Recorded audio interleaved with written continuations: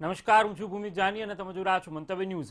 દોડતી ભાગતી જિંદગીમાં ઘણી વખત ટૂંકા અને સ્પષ્ટ સમાચારોનું આગવું મહત્વ છે, જેથી સમાચારોને અમે નહીં આપીએ અલગ રંગ, પરંતુ ન્યૂઝને માત્ર ન્યૂઝની ભાષામાં જ પીરસવાનો અમારા આ નવા બુલેટિનમાં અભિગમ છે, જેમાં દેશ અને રાજ્યની ટોપ 10 ખબરને સ્થાન આપવામાં આવે છે. તો ચાલો જોઈએ સુપર 20.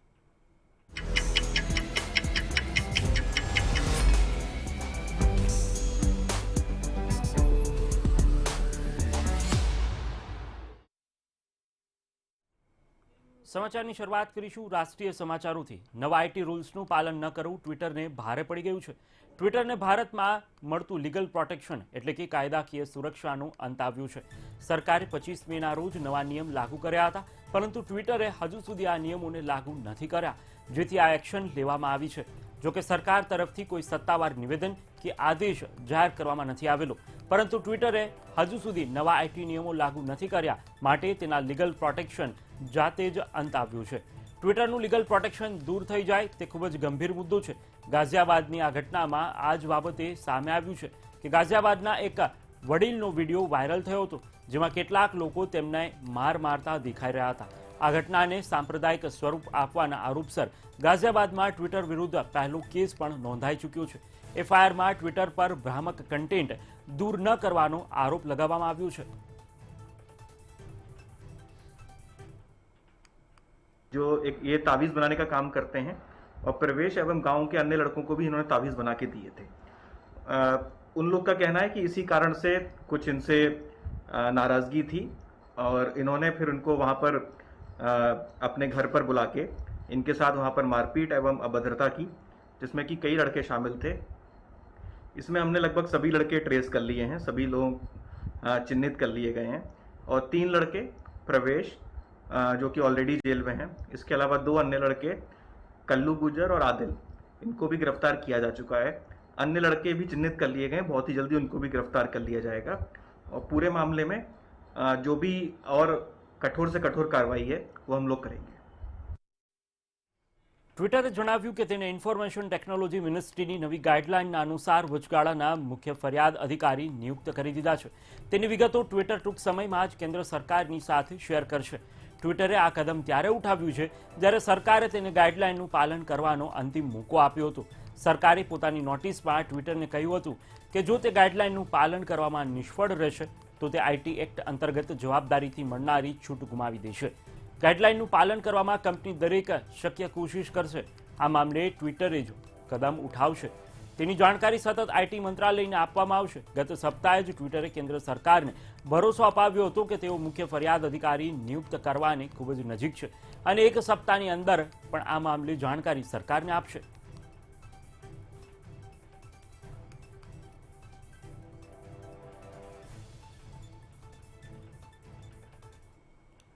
ભારતીય જનતા પાર્ટીના નેતા અને અભિનેતા મિથુન ચક્રવર્તીનો આજે જન્મદિવસ છે અને આજના દિવસે જ ધ માલિકલતા પોલીસે તેમની વર્ચ્યુઅલ પૂછપરછ કરી હતી.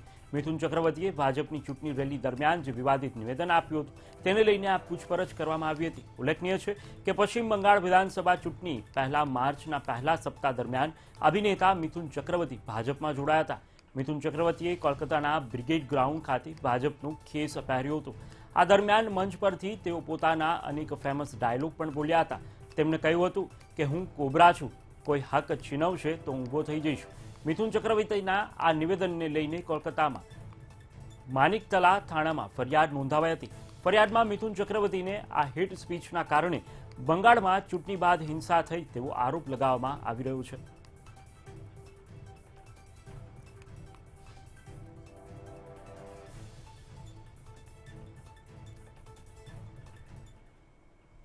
કેન્દ્રીય નાણાં રાજ્યમંત્રી અનુરાગ ઠાકુરે પાકિસ્તાન સાથેના કોંગ્રેસના સંબંધો પર સવાલ ઉઠાવ્યા છે.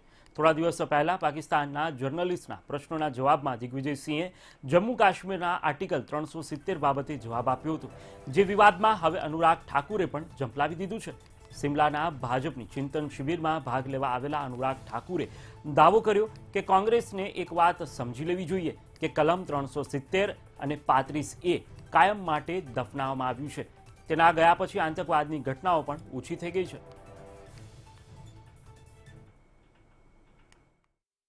देखिए, अगर पाकिस्तान के पत्रकारों से बात कर कांग्रेस के नेता ये मंशा जाहिर करते हैं कि 370 को वापस ले आएंगे, तो एक बात तो वो समझ लें कि अनुच्छेद 370 35 ए को सदा सदा के लिए दफना दिया गया है।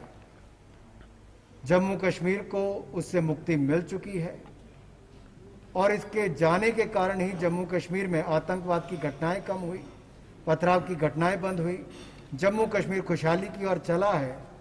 और ऐसे कुछ लोग बैठकर उस तरह से तड़पते हैं और ये कांग्रेस के लोग उस तरह से तड़प रहे हैं जैसे बिन पानी मछली तड़पती है, ऐसे ये सत्ता के बिना तड़प रहे हैं। और पाकिस्तान को अगर ये संदेश ऐसा दे रहे हैं तो हिंदुस्तान के साथ विश्वासघात।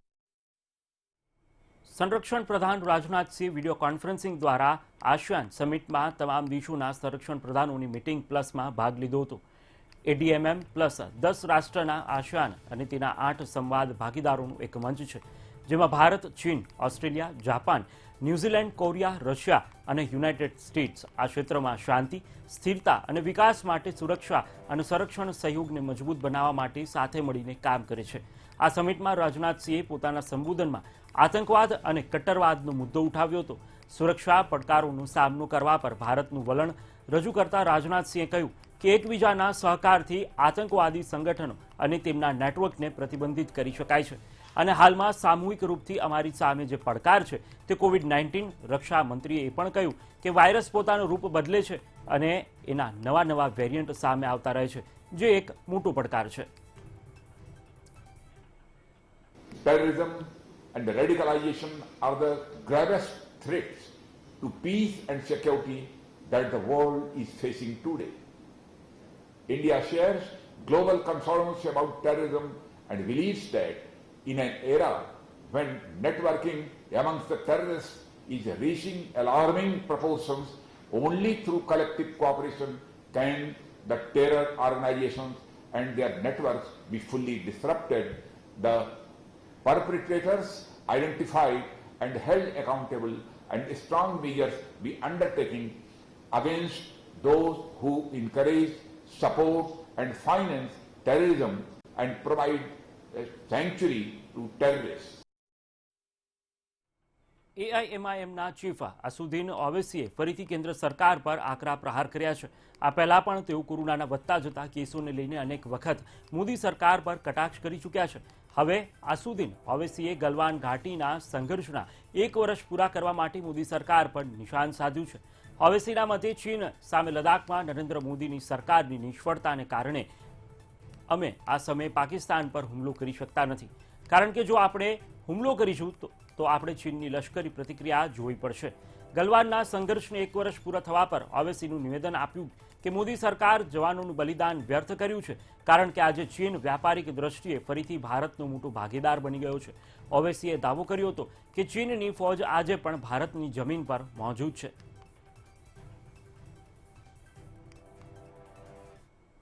इस 1 साल के अंदर नरेंद्र मोदी की सरकार ने इन अजीम सिपाहियों की कुर्बानियों को रायगा जाने दिया।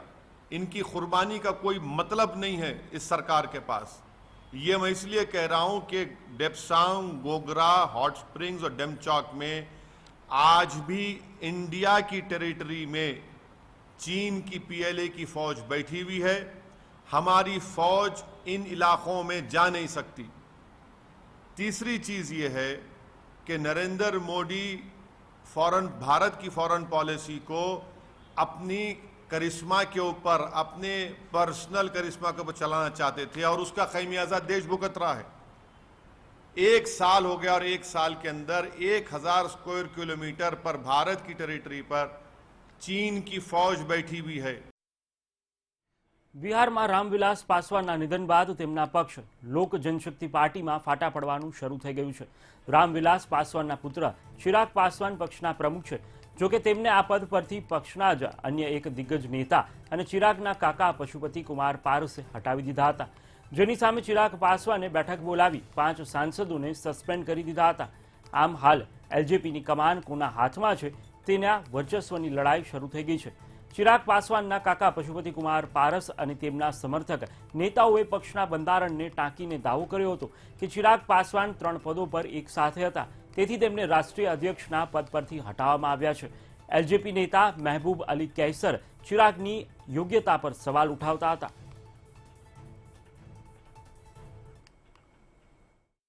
एक्सपीरियंस की कमी तो है ही है उनके साथ, लेकिन हम फिर भी कहना चाहते हैं कि उनके साथ जो लेगेसी है उनका स्वर्गीय रामविलास जी पासवान जी का, और उनके साथ जितना उनके साथ क्वालिटीज़ है वो कहीं से ऐसी बात नहीं है कि उनके साथ जो हुआ है बिल्कुल ख़त्म हो गए. राजनीति में ऊपर नीचे होता रहता है और हम लोग सबका बहुत ही गुड विशेष है, शुभकामना है उनके साथ. वो जरूर इससे उठकर उभर करके एक बड़े नेता बनेंगे. એક તરફ જ્યાં સચિન પાયલટ જૂથ ભાજપમાં સામેલ થાય તેવી અટકળો ચાલી રહી છે, ત્યાં ખુદ હવે સચિન પાયલટે જ ભાજપ વિરોધી સૂર પુકાર્યું છે. રાજસ્થાનના પૂર્વ નાયબ મુખ્યપ્રધાન સચિન પાયલટે ઉત્તરાખંડના પ્રવાસ દરમિયાન ભાજપ વિરોધી નિવેદન આપ્યું હતું. સચિન પાયલટે કહ્યું હતું કે મુખ્યમંત્રીનો ચહેરો બદલવાથી ભાજપના પાપ ધોવાશે નહીં. છેલ્લા 4 વર્ષમાં ભાજપ સરકારે લોકોને ડૂબાડવાનું કામ જ કર્યું છે. આગામી વિધાનસભાની ચૂંટણીમાં કોંગ્રેસ સંયુક્ત નેતૃત્વ હેઠળ ચૂંટણી લડીને સરકાર બનાવશે. ઉત્તરાખંડમાં 2022માં ચૂંટણીની આયોજન છે અને તે પહેલા જ ભાજપે થોડા દિવસો પહેલા જ મુખ્યમંત્રી બદલ્યા છે.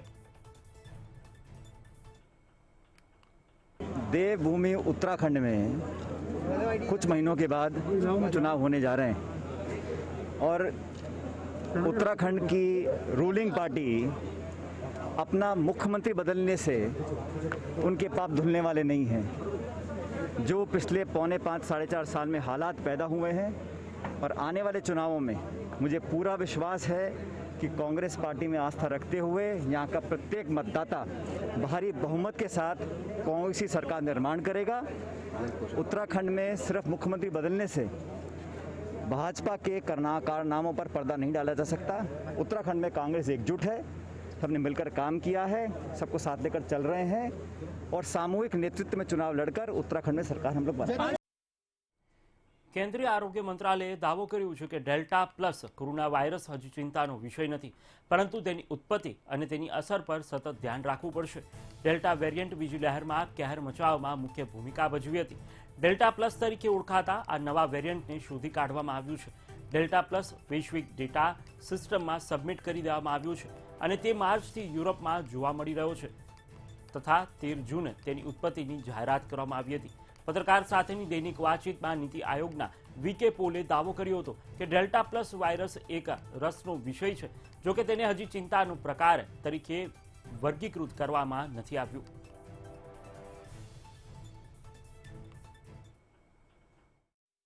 उसी से मिलता जुलता एक एडिशनल उसकी उसी लाइन पे एक एडिशनल म्यूटेशन डिटेक्ट हुई है और ये ग्लोबल डेटा सिस्टम में इसको चिन्हित किया गया है. इसको डेल्टा प्लस भी कहा गया है, AV.1 कहा गया है. कापा वेरिएंट के साथ वो नाम है, लेकिन एसेंशियली एक नया डेल्टा के अंदर ही एक नई चेंज आई है. ये वेरिएंट जो है वो मार्च से देखा गया है यूरोप में और इसको नोटिफाई या इसको पब्लिक डोमेन में 13 जून को लाया गया. તબીબી કર્મચારીઓની અછતને ધ્યાનમાં રાખીને દિલ્હી સરકારે 5000 આરોગ્ય સહાયકોને તૈયાર કરવાની યોજના બનાવી છે, જેમને પાયાની તાલીમ આપવામાં આવશે. ખુદ મુખ્યમંત્રી અરવિંદ કેજરીવાલે બુધવારે એક પ્રેસ કોન્ફરન્સ કરીને આ અંગેની માહિતી આપી હતી. સીએમ કેજરીવાલે કહ્યું કે દિલ્હીમાં કોરોના દર્દીઓની સંભાળ રાખવા માટે 5000 યુવાનોને 2 અઠવાડિયા સુધી તાલીમ આપવામાં આવશે.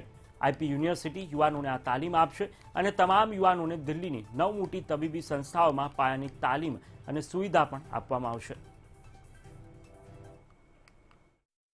जो हेल्थ असिस्टेंट्स या कम्युनिटी नर्सिंग असिस्टेंट्स बनेंगे, ये डॉक्टर्स और नर्सेज के असिस्टेंट के रूप में काम करेंगे. अपने से कोई निर्णय नहीं ले पाएंगे. जो उनको डॉक्टर काम देंगे, जो नर्स काम देंगी, वो काम करेंगे. इनको बेसिक नर्सिंग में, पैरामेडिक में, लाइफ सेविंग में, फर्स्ट एड में, होम केयर में, इनमें इन लोगों को ट्रेनिंग दी जाएगी. રાષ્ટ્રીય ખબરો બાદ હવે નજર કરીએ રાજ્યની મહત્વની ખબરો પર. તો જામનગરની જીજી હોસ્પિટલમાં એટેન્ડન્ટ કર્મચારીઓના વિરોધના પગલે તપાસનો ધમધમાટ શરૂ થયો છે. સુપરવાઇઝરો દ્વારા યુવતીઓ સાથે ફિઝિકલ રિલેશન રાખવા દબાણ કરાતો હોવાનો આક્ષેપ લગાવવામાં આવ્યો છે. ત્યારે આ મુદ્દે એસડીએમ મેડિકલ કોલેજના ડીન સહિતનાઓ દ્વારા તપાસ કરવામાં આવી છે. દિવસ સુધી સીધી કે આડકતરી ફરિયાદ અમારા સુધી આ બાબતે પહોંચી નથી, પરંતુ જે 2 દિવસ પહેલા પબ્લિકમાં આ મેટર રિપ્રેઝન્ટ કરવામાં આવી એના ભાગરૂપે એક જવાબદાર વ્યક્તિ તરીકે હવે અમે ઇન્વેસ્ટિગેશન શરૂ કરી દીધા છે. શરૂઆતના ફેઝમાં ગઈકાલે આ બાબતે જે કોવિડ હોસ્પિટલના એડમિનિસ્ટ્રેટિવ વડા આરએમઓ છે ડૉક્ટર અગ્રાવત, એને આ પ્રાથમિક તપાસ માટે વિગત આપવામાં આવી હતી. ગાંધીનગર ખાતે કેબિનેટ બેઠક યોજાઈ હતી. બાદમાં ગૃહ રાજ્યમંત્રી પ્રદીપસિંહ જાડેજાએ પત્રકાર પરિષદ યોજી હતી. દરમિયાન તેઓએ જામનગરની સરકારી જીજી કોવિડ હોસ્પિટલમાં કામ કરતી એટેન્ડન્ટ મહિલાએ નોંધાવેલી જાતીય શોષણની ફરિયાદ મામલે નિવેદન આપ્યું હતું. સાથે જ રથયાત્રા અને કોરોના તેમજ તાવતેની પરિસ્થિતિ મુદ્દે પ્રતિક્રિયા આપી હતી. તો એની સમક્ષ આ પ્રકારનું એનું શોષણ એ રાજ્ય સરકાર ચલાવી લેવા માંગતી નથી અને જેણે પણ આ કૃત્ય કર્યું છે એવા લોકોને છોડવામાં નહીં આવે. એની સમક્ષ કડકમાં કડક કાર્યવાહી કરવા માટેનો નિર્દેશ માનનીય મુખ્યમંત્રી શ્રી વિજયભાઈ રૂપાણી દ્વારા આપવામાં આવ્યો છે. રાજ્યમાં કોરોનાની ત્રીજી લહેરને પહોંચી વળવા માટે સરકાર આગોતરું આયોજન કરી રહી છે, જે અંતર્ગત રાજ્યના ડોક્ટર અને મેડિકલ સ્ટાફને ટ્રેનિંગ આપવાનું શરૂ કરી દેવાયું છે. ત્યારે અમદાવાદ સિવિલ હોસ્પિટલ ખાતે પણ એમબીબીએસ ડોક્ટરોને તાલીમ આપવાનું શરૂ કરાયું છે, જેમાં દરરોજ 60 થી 70 જેટલા ડોક્ટરોની તાલીમ આપવામાં આવે છે. મહત્વનું છે કે કોરોનાની આ ત્રીજી લહેરમાં બાળકોમાં સંક્રમણ ફેલાવાની વધુ શક્યતાઓ છે, જેને ધ્યાનમાં રાખી પેડિયાટ્રિક વિભાગના તબીબોને પણ અલગથી ટ્રેનિંગ આપવામાં આવી રહી છે. સાથે જ નર્સિંગ સ્ટાફને પણ તૈયાર કરવામાં આવી રહ્યો છે.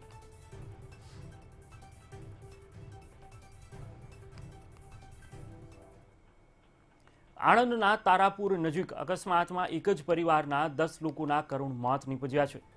ઇન્દ્રજણ દુરાવટે ફેક્ટરી પાસે વહેલી સવારે ટ્રક અને ઇકો કાર વચ્ચે ગમખ્વાર અકસ્માત સર્જાયો હતો, જેમાં 10 લોકોના ઘટના સ્થળે મોત થયા હતા. મૃતકોમાં 5 પુરુષ, 2 મહિલા અને 2 બાળકોનો સમાવેશ થાય છે. આ કાર સુરતથી ભાવનગર જઈ રહી હતી ત્યારે અકસ્માતની ઘટના બની હતી અને ટ્રકમાં કાર ઘૂસી જતા કારનો કચરઘાણ પડી ગયો હતો. તો અકસ્માત સર્જાયા બાદ ટ્રક ચાલક ટ્રક મૂકી ઘટના સ્થળેથી ફરાર થઈ ગયો હતો.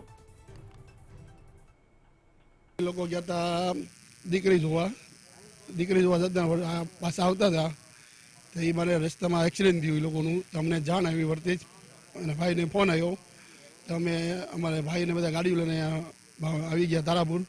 તમને ખબર પડી કે અમારા લોકો છે અને ગાડીવાળા બધા. આજથી તમામ સોનાના દાગીનામાં હોલમાર્કિંગ ફરજિયાત થઈ ગયું છે, ત્યારે દરેક સોનાના વેપારીઓ આ નિયમને આવકારી રહ્યા છે. દેશના 256 જિલ્લામાં તબક્કાવાર અમલ કરવામાં આવી રહ્યું છે, તો વડોદરાના વેપારીઓએ પણ આ નિયમને આવકાર્યો છે.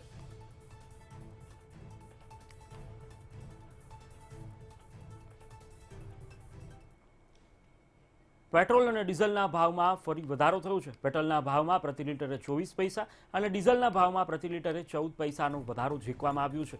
ભાવ વધારા બાદ પેટ્રોલનો ભાવ 93.46 અને ડીઝલનો ભાવ 94.70 પહોંચી ચૂક્યો છે. મહત્વનું છે કે છેલ્લા ઘણા સમયથી પેટ્રોલ ડીઝલના ભાવ વધી રહ્યા છે, જેને સામાન્ય માણસ પર સીધી અસર પડી રહી છે.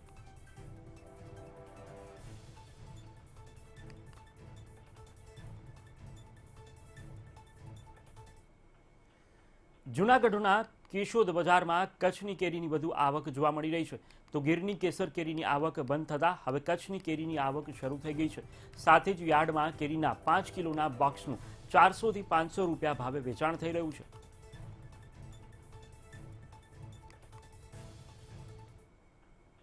અત્યારે કચ્છની કેરી અત્યારે આવક ચાલુ છે.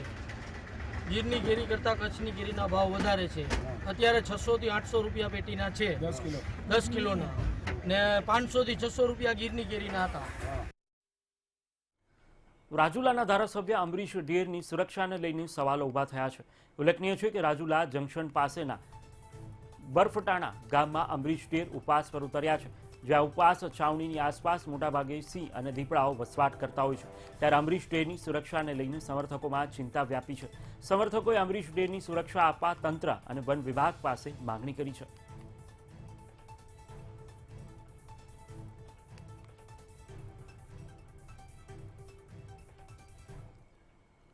રાજ્યના અનેક વિસ્તારોમાં આજે વરસાદની હવામાન વિભાગ દ્વારા આગાહી કરવામાં આવી છે.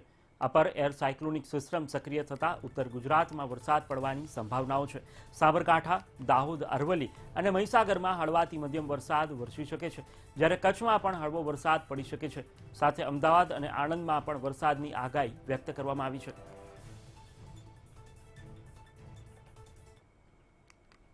गुजरात स्टेट के लिए मोस्टली डे 1 के लिए आइसोलेटेड रेन रहेगा. ज़्यादा बारिश होने का संभावना नहीं है. लाइट टू मॉडरेट रेन और mostly south Gujarat and east central Gujarat जैसे बनासकांठा, अरावली, महिसागर वो सारे डिस्ट्रिक्ट में थोड़ा बहुत छुटपुट बारिश हो सकती है. डे 2, डे 3 यानी 17 और 18 को गुजरात रीजन में थोड़ा सा बारिश बढ़ सकता है. जैसे स्कैटर्ड रेन हो सकता है. गुजरात रीजन में काफ़ी सारे डिस्ट्रिक्ट में छुटपुट बारिश, लाइट टू मॉडरेट रेन भी मिलने का संभावना है और थंडरस्टॉर्म एक्टिविटी भी रहेगा. थंडर लाइटनिंग भी रह सकता है. और सौराष्ट्र कच्छ देखा जाए तो ज़्यादा कुछ एक्टिविटी होने का संभावना नहीं है, लेकिन आइसोलेटेड रेन होने का संभावना है. मोस्टली कोस्टल डिस्ट्रिक्ट जैसे द्वारका, पोरबंदर, जामनगर, गिर सोमनाथ, अमरेली, भावनगर, ये सारे भी. इवन कच्छ में भी थोड़ा पॉसिबिलिटी है थंडरस्टॉर्म एक्टिविटी होने का. थंडरस्टॉर्म भी हो सकती है अगले 5 दिन. અમદાવાદમાં ભગવાન જગન્નાથની રથયાત્રા નીકળશે કે નહીં તે અંગે હજુ અસમંજસતા છે, પરંતુ પોલીસ દ્વારા રથયાત્રા યોજવાની સંભાવનાને પગલે તૈયારીઓ શરૂ કરી દેવાઈ છે. શહેર પોલીસે રથયાત્રાના રૂટ પર સંવેદનશીલ વિસ્તારમાં ફૂટ પેટ્રોલિંગ હાથ ધર્યું હતું. દરમિયાન એસઆરપી અને પોલીસના જવાનો પેટ્રોલિંગમાં સાથે જોડાયા હતા.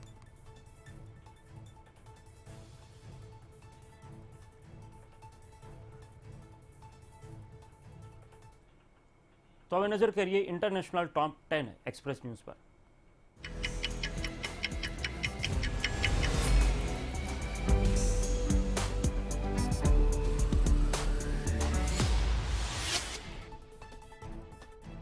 આંતરરાષ્ટ્રીય સ્તરે અત્યંત મહત્વની બેઠક આજે થવા જઈ રહી છે, જેમાં અમેરિકન પ્રેસિડેન્ટ જો બાઇડન અને રશિયન પ્રેસિડેન્ટ પુટિન વચ્ચે મુલાકાત અને દ્વિપક્ષીય ચર્ચાઓ થશે.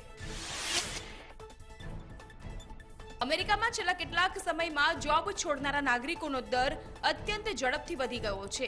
અમેરિકામાં 2.7% નોકરિયાતોએ નોકરી છોડી દીધી છે. એક વર્ષ અગાઉ આ દર 1.6% હતો. ભારતમાં મળી આવનારા ડેલ્ટા વેરિયન્ટની સમગ્ર વિશ્વને ચિંતા છે, ત્યારે રશિયાએ જણાવ્યું છે કે ડેલ્ટા વેરિયન્ટ સામે સ્પુતનિક વેક્સિન સંપૂર્ણ અસરકારક છે. પાકિસ્તાનમાં વેક્સિન સામે ભારે અવિશ્વાસનો માહોલ છે, ત્યારે પાકિસ્તાનની સિંધ સરકારે નિર્ણય લીધો છે કે જે લોકો વેક્સિન નહીં મુકાવે તેમના સિમ કાર્ડ બ્લોક કરવામાં આવશે.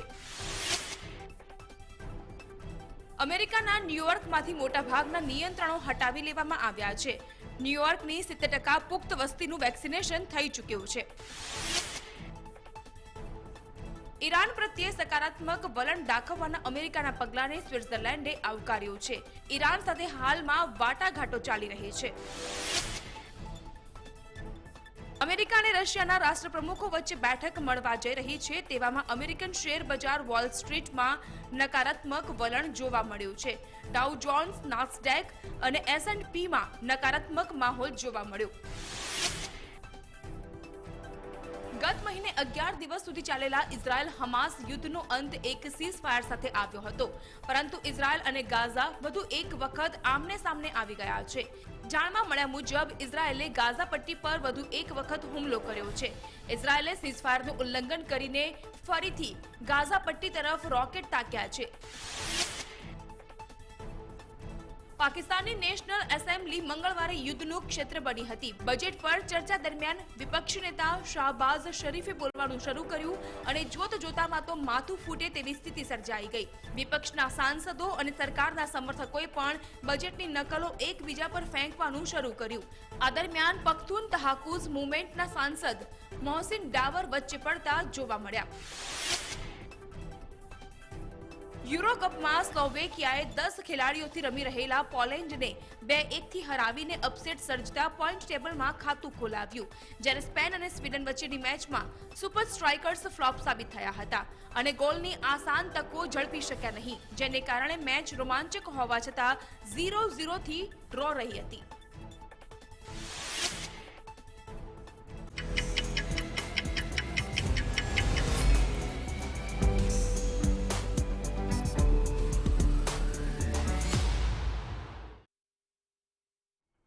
તો હાલ સુપર 20માં અત્યારે બસ આટલું જ. રાત્રિના 10:30 વાગે નવા અપડેટ સાથે જોવાનું ચૂકશો નહીં સુપર 20. વધુ સમાચાર માટે આપ જોતા રહો મંતવ્ય ન્યૂઝ અને સાથે જ લોગિન કરી શકો છો મારી વેબસાઇટ www.mantavyanews.com. નમસ્કાર.